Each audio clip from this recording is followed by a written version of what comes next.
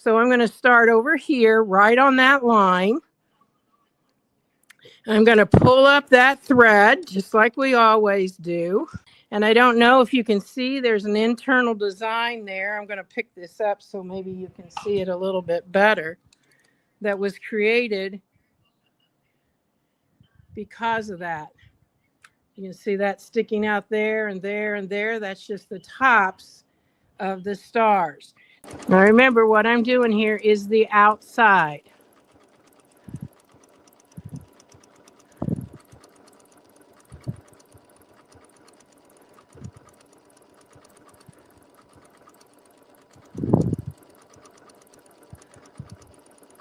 I just kind of have to lift that up so it gives it that little bowl shape right there.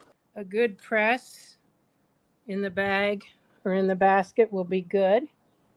But there you have. I'll get this back so we can see it a little bit better. There you have your basket. And this is the one that has the zigzag stitch that I did to hold that in place. And you can see that nice edge around there.